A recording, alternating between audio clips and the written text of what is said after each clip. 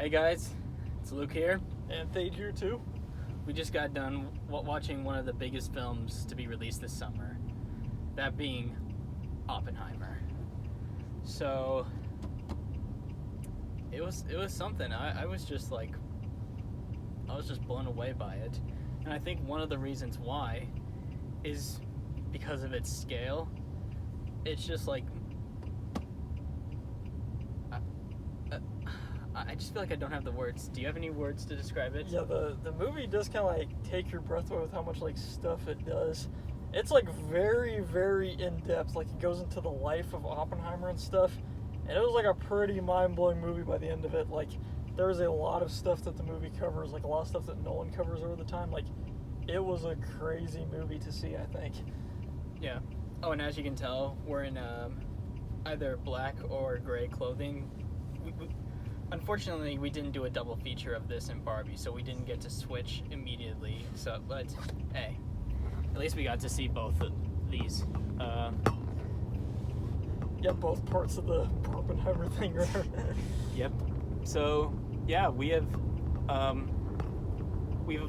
finished Barbenheimer. Yeah, completed the two movies that came out on the same day. Like completed the double feature, I think. So we saw both of them. Yep. This is also a really special film because we were fortunate enough to see this in 70mm IMAX, and let me tell you, just watching a film like this in 70mm, it just gives the picture so much more quality. I was just like, I just love seeing how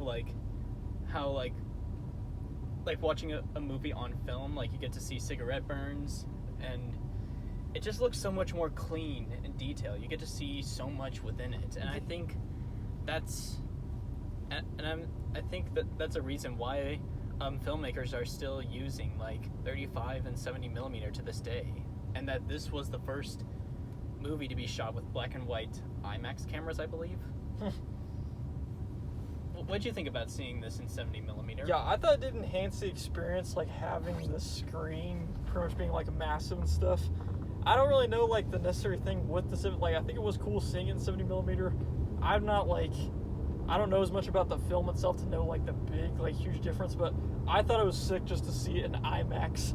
Like seeing it in the 70mm and stuff, like it was cool to see. It kind of brought the scenes more to life, like seeing it at such like a massive scale, kind of like how it was meant to see. And plus, with the fact that like all this stuff wasn't CGI and this was actually filmed like using the cameras and stuff, like it kind of brings the gravitas to it. Like seeing the nuclear explosion, seeing the kind of like stuff that actually went on during World War II, like making the nuclear bombs, making the atom bombs and stuff. Like it's just crazy to see. Yeah. And Nolan was like able to pull it off. But yeah, it really did enhance the experience, kind of like being able to bring that into effect with the camera. So I thought it was pretty cool to see. Yeah, and it's a movie we rarely get, like a film on this scale. Let's talk about the acting. Yeah, the acting was really good. Like there were a lot of high profile actors that they had throughout the film. Like there were so many that like I don't even know if I can name like every single one of them. I can't believe that Roderick from Time to Be Kid was actually one of the characters. Yeah. You had like Josh from Drake and Josh was in there. Like yeah, there were so many people. And Nolan said that Roderick rules. So yeah, that was crazy. Yeah. The one that I think, like the ones that I feel like steal the show for me are Cillian Murphy. Yeah, he did a great job as Oppenheimer. And Robert Downey Jr. Yeah, it's kind of like, I didn't expect him to like just show up straight from the start, but he actually was kind of like an integral part of the whole movie. So the kind of like the pairing of Cillian Murphy and Robert Downey Jr., like they both had great performances with it, so it was like nice to see.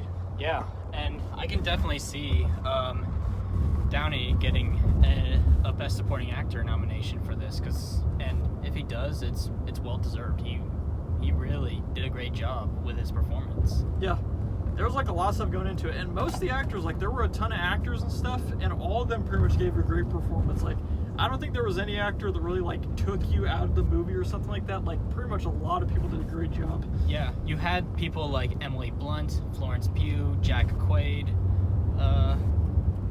You also had Kenneth Branagh. Oh yeah, I forgot. Yeah, he showed up. He was pretty good. Yeah.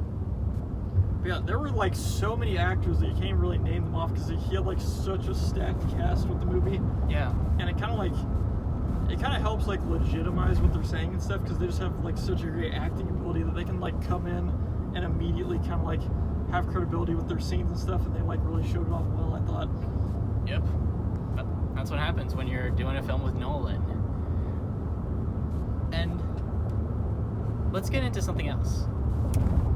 The filmmaking. As you can see, we have switched to black and white to talk about this because Nolan, apparently, I didn't know much about this until you mentioned it, but like Nolan used black and white for the sequences that happened in real life, whereas the ones in color were more of like what in Oppenheimer's mind or whatever, like how he would have saw it, I think. Yeah. And I think it's a really interesting way of doing it. Yeah, it kind of like shows like which scenes are like, you can kind of like tell which ones are fully historical, like this is 100% the facts, and the other stuff is kind of like stuff where it was through Oppenheimer's like mind. Like Nolan himself, I think, said like this whole movie, like he originally had it almost as like a fully first-person movie where it's just through like Oppenheimer's mind and stuff. So it was kind of cool.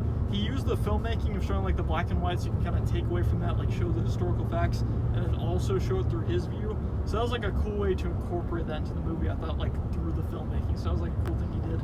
Yeah. And I'm not much of a science expert. I only took like a couple science classes in high school, and yeah, but I can tell there was like a lot of effort and research put into this, kind of like another Nolan film, Inception.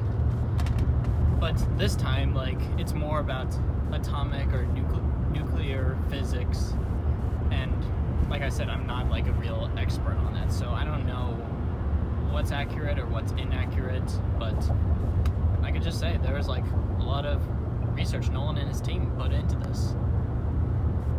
Yeah, that like the thing went very in depth, I thought, like very, very in depth, so it was pretty cool. Yeah.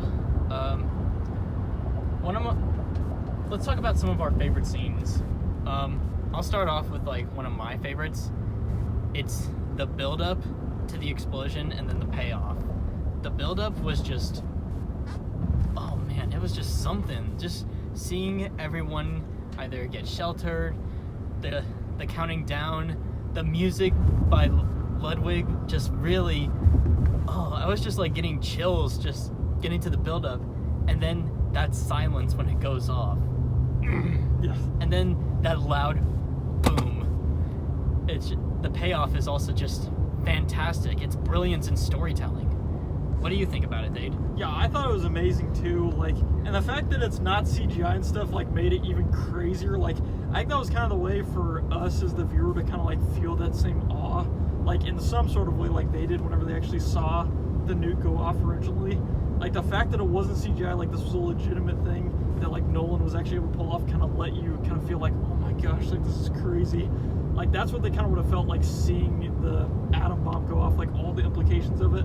The way Nolan was able to pull it off, like it really made the scene kind of more impactful. Like it was just crazy to see in the theater and stuff. So it was nuts. And for a while we wondered how is Nolan going to do this, because as we mentioned, there was no CGI. So like a lot of us were thinking, how did Nolan pull it off? And eventually I learned that it was just done mixing or putting together science experiments. Yeah. Which I guess that kind of makes sense. I'm not a science expert, so I don't know. But if you are, let me down below if it makes sense. I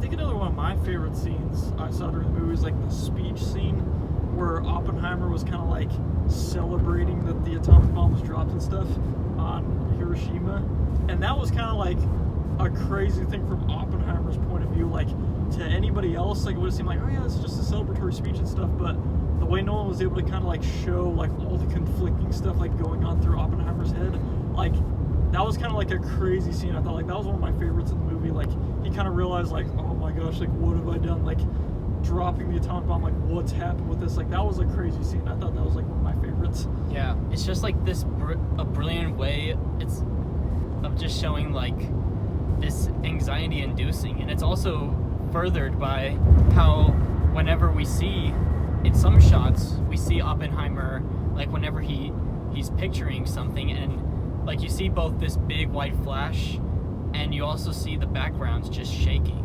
Yeah, it's kind of like simulating like the nuke like going off, like he's imagining like what would have happened to the Japanese whenever it happened, like whenever they dropped the nuke. It was kind of like his way to like look around and say like, oh my gosh, like you kind of just start realizing like, I've done this, like we've dropped the nuke and stuff, like it's ushered in a whole new world. It's ushered in like so much stuff.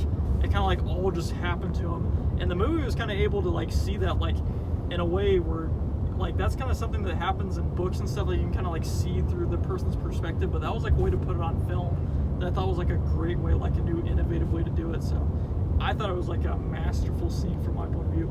Yeah, it's another great way of showcasing someone's eternal existential and psyche, and I feel like it's one of the best examples that I've seen in like any film. Yeah, kind of like the internal conflict, like able to put it on the screen.